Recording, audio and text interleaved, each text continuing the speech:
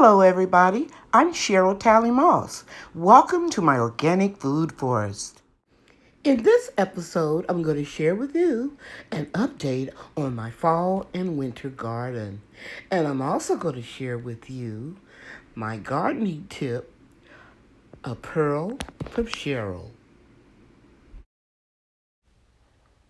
A few weeks ago, something ate the complete top of one of my tomato seedlings. I sprayed it with neem oil everywhere around in the greenhouse, and haven't seen any evidence of it coming back. But periodically, I go outside in the dark, early in the morning or late at night, with my eco light, and I look for hornworms because that's what usually eat your tomatoes, and also other kind of caterpillars and worms that are really prevalent in North Texas around this time of year. So anyway, today I went outside again with the eco light in the dark, and I examined very carefully all of my tomato seedlings that I had put into the ground, into that garden bed.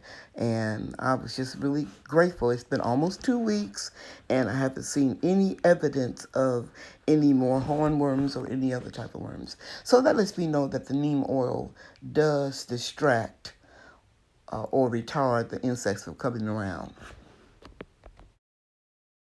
Now I'm back inside my home in the kitchen, and I'm sharing with you the Eco Light. I purchased it off of Amazon.com a couple of years ago. I've never changed the battery because you don't need it a lot. I recommend that you don't get a real expensive one. I think I paid about $10 for this one. So now it's a few hours later, and the sun is coming up, and I thought I would show you the seeds that I directly sowed about a week ago. Right in here, you're looking at purple top turnips, and that's a society garlic blooming. And there's a little basil seedlings that came up in that area as well. And right here are some volunteer Mexican petunias. You see, as I zoomed in closer, I'm going to pull those up and transplant them where I want them to be. And those are collard greens next to the purple top right there. That's all collard greens. Where my finger is pointing in right in here is curly kale, and you can see the leaves are beginning to take shape. And next to it is the rutabagas that no, I'm sorry. That is Russian kale on the end there that I directly sowed. Red Russian kale. All in there.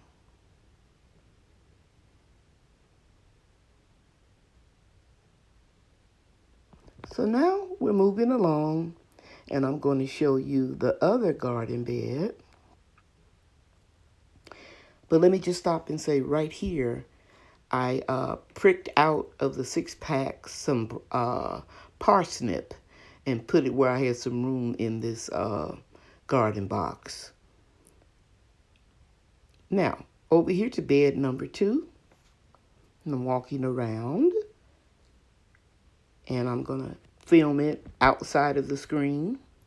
And these are the ones that I directly sowed, and you're looking at yellow Detroit beets and, yellow beets from Baker Creek, and then red Detroit beets. And some people don't like to transplant beets, but I do. I don't know. I'm not saying my way is the right way. There's a lot of ways of doing things, but if you're very careful and take your time to separate the roots and try not to disturb them as much as you can, it can be done. But I directly sowed some beets, and I'm going to show you where later. And I put some in 6-packs. And along here, you're looking at collards and Swiss chard,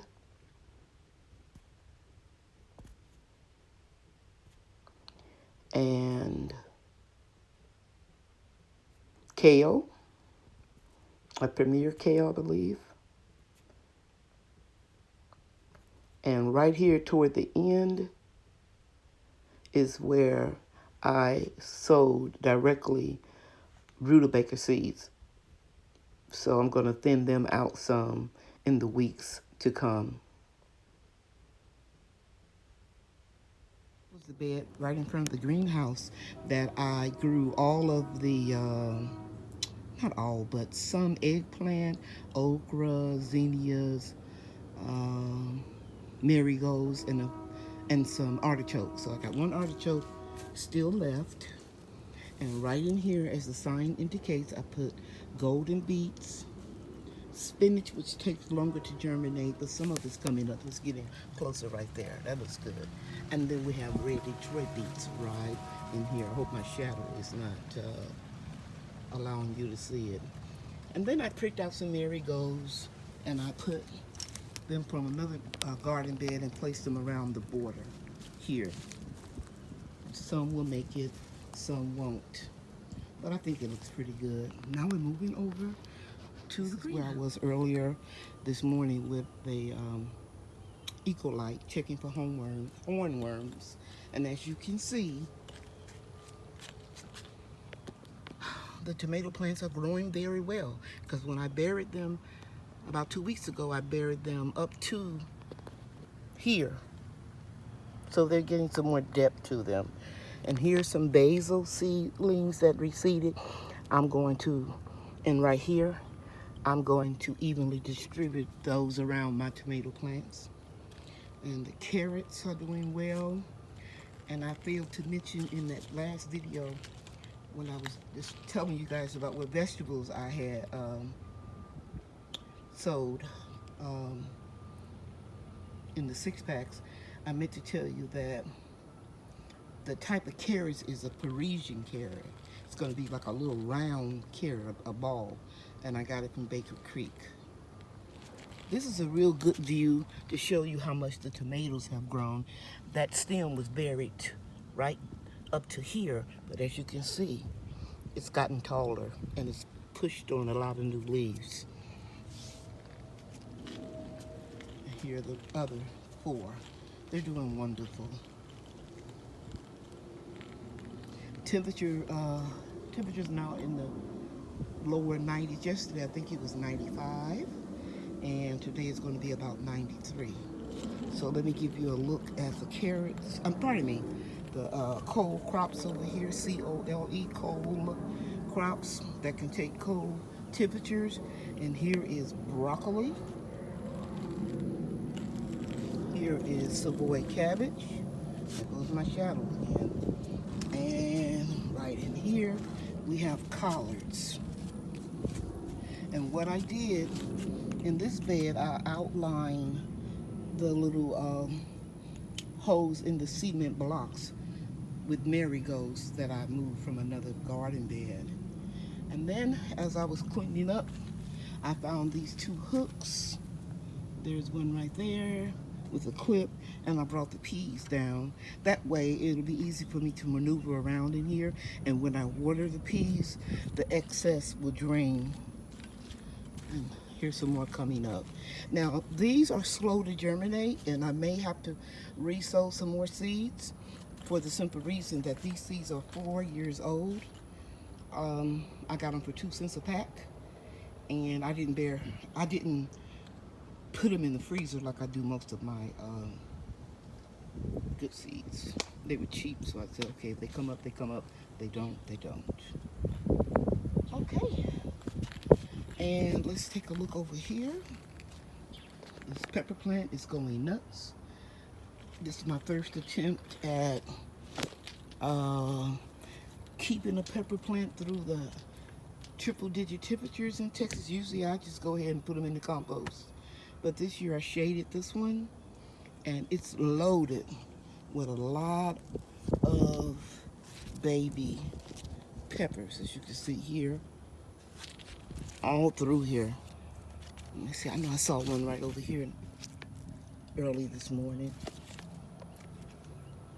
So this pepper plant, I'm gonna save all winter long in the greenhouse. I may have to restake it because it's getting very tall.